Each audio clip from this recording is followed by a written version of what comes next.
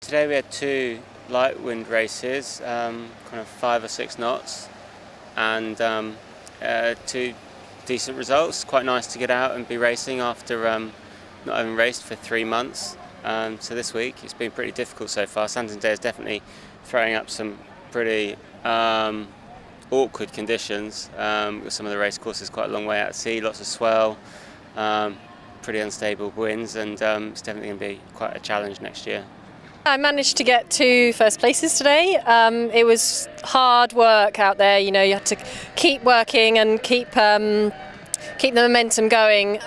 You know, having a good lead in the first race, I kind of had an Israeli girl breathing down my neck, but managed to hold her off.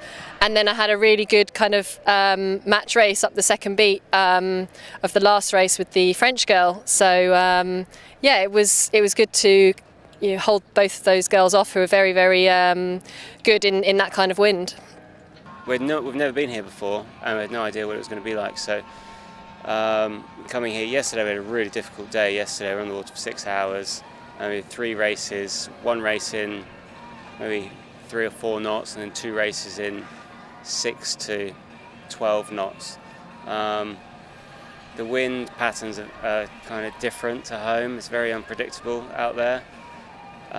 We're generally going to get light winds next year, which is going to make it difficult again. The current is going to be a massive factor, and we have a huge swell. Plus we've got 5 race courses to try and master. So doing that in training is not going to be easy. You know, the offshore courses are kind of half an hour boat ride out.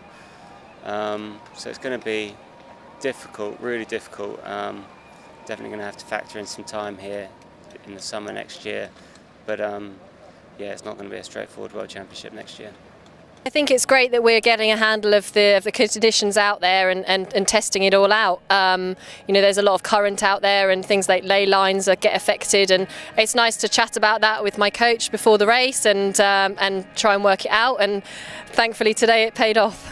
It's a great venue for Rio. You know, if you stuck a really windy World Championships in there next year, it's kind of not really that relevant to Rio. Whereas next year, I think I think doing well here will be the similar person that's going to do well in Rio. So definitely worth kind of doing everything you can to try and win that World Championships, and that's going to be the focus from now on, really.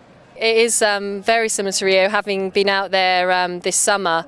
You really do need to get a handle on the current out there. It's quite tricky, and also the swells. Yeah, you can get some big rolling swells coming in even through the harbour entrance. So it's a good place to practice here, actually.